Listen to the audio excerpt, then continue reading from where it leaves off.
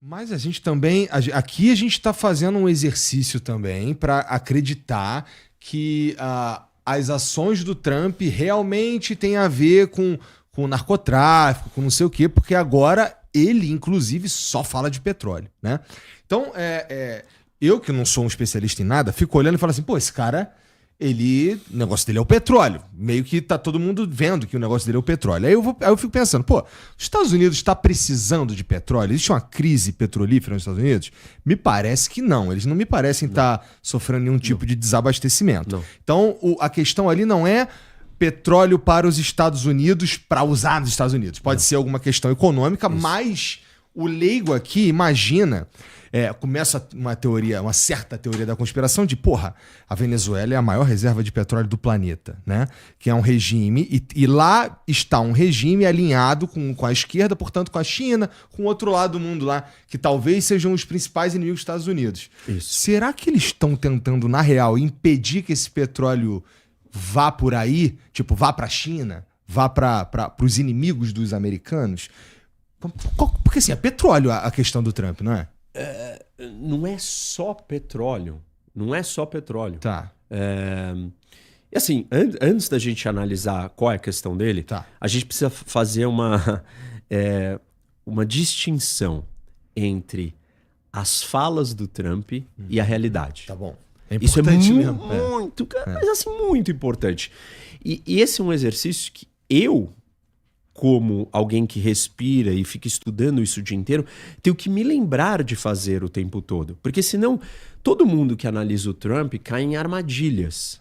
E essa armadilha assim... Pô, esse cara é o presidente dos Estados Unidos, deve estar falando coisa com coisa, né? E aí tem assim, tipo, esse é um outro assunto, mas depois a gente volta nele, né? Tá. Dá pra gente identificar ou pontuar 5 razões por que as pessoas leem o Trump errado. Depois eu volto nisso. Tá bom. Mas eu só quero citar 2 coisas aqui sobre o que o Trump falou. Uma delas os Estados Unidos vai administrar a Venezuela. Essa não é a palavra precisa. Porque políticos não usam palavras precisas. Políticos usam palavras de efeito retórico. Por quê? O político precisa se comunicar com o maior número de pessoas, da forma mais persuasiva, mais impactante, mais curta, e que todo mundo entenda de um jeito simples e que ele toque na emoção das pessoas. Então, assim, o Trump ele vem de uma postura, eu sou forte, eu faço o que eu quero, e os Estados Unidos, na minha liderança, é assim. Uhum. Isso significa, eu não vou falar que eu vou influenciar. Não é da natureza dele. A persona política dele não fala, eu vou trabalhar para influenciar. Qual é a persona do Trump? Eu mando na Venezuela. Ele não manda na Venezuela. Não manda. A realidade não importa. Você pode querer fazer da cambalhota que for. Ele não manda na Venezuela. Não manda. A gente não sabe o que vai ser daqui para frente.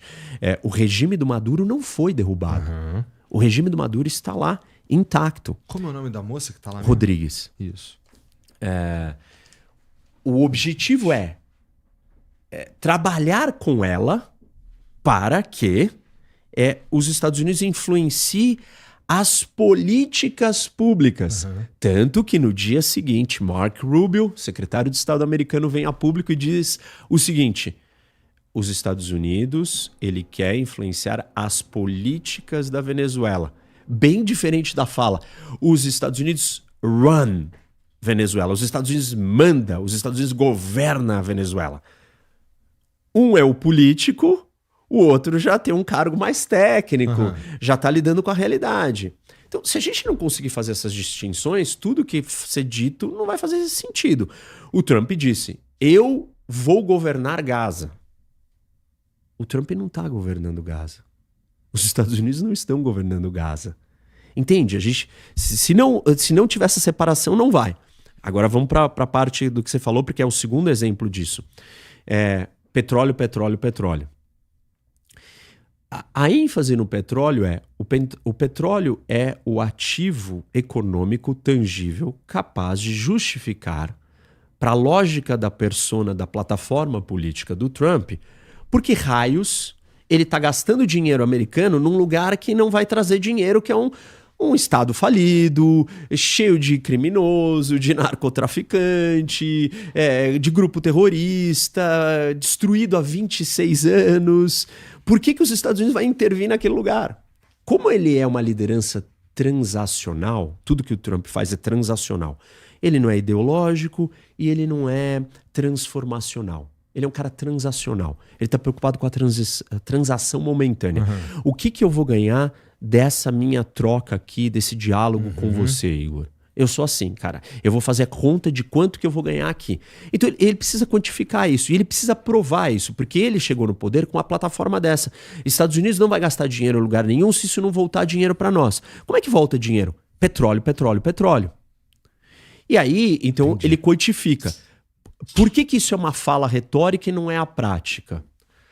Porque os Estados Unidos é o único país do mundo que não tem indústria do petróleo pública. Não tem empresa de petróleo nos Estados Unidos nacional, do governo. Se os Estados Unidos falam, nós iremos explorar o petróleo, isso não existe. Os Estados Unidos, o governo americano não explora petróleo. O governo americano não tem Petrobras, não tem China Petroleum, não tem todas as empresas do mundo que têm participação do Estado. Nos Estados Unidos as empresas são privadas. Então, quando o Trump fala isso, ele não tem o poder sobre essas empresas. Ele tem influência? Com certeza. Mas tem uma distância muito grande ele dizer petróleo, petróleo, petróleo vai ser explorado. Você tem que combinar com as empresas. A empresa tem que fazer conta financeira, porque uma empresa existe para o bottom line, para o lucro. E no final das contas, o lucro é sobre decisões econômicas, que são sobre eu coloco X e eu tenho que tirar X. Se eu colocar X e voltar meio X, esse não é um negócio que vale a pena para eu fazer. E eu não vou fazer. E aí vamos para matemática econômica da exploração do petróleo na Venezuela. Hoje você tem um país vizinho à Venezuela, que é a Guiana, que você tem um petróleo sweet and light, leve e fácil, que é o melhor petróleo que existe. E esse petróleo você consegue retirar na Guiana a um preço muito mais baixo do que você explorar o petróleo da Venezuela, que é sour and heavy, que é o pior tipo de petróleo, que requer mais recursos, porque ele precisa ser processado num processo de refino para poder ser transportado de tão corrosivo, de tão pesado que ele é. E o investimento para você refinar um petróleo, você precisa de refinarias. É um investimento muito mais alto do que você só extrair o petróleo dali e já transportar para outro lugar.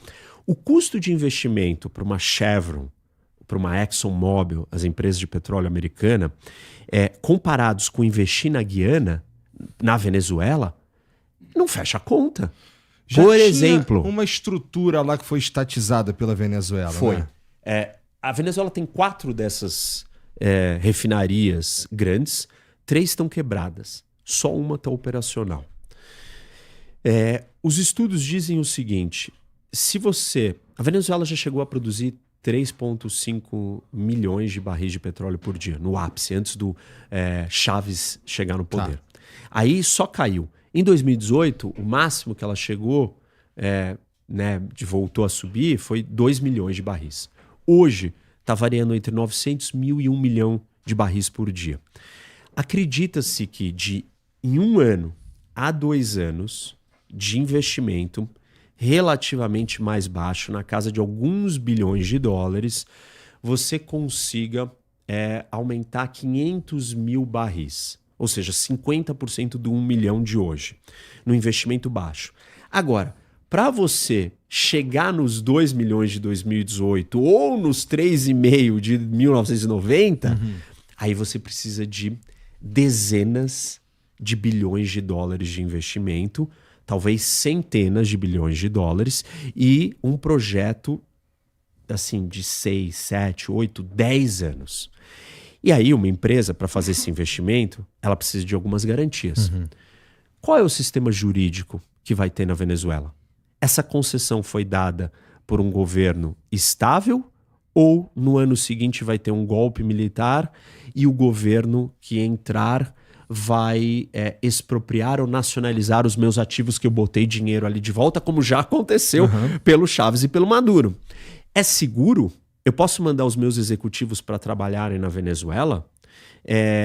A Venezuela vai aceitar um contrato onde, caso a gente brigue, a arbitragem vai ser internacional e não na corte venezuelana corrupta?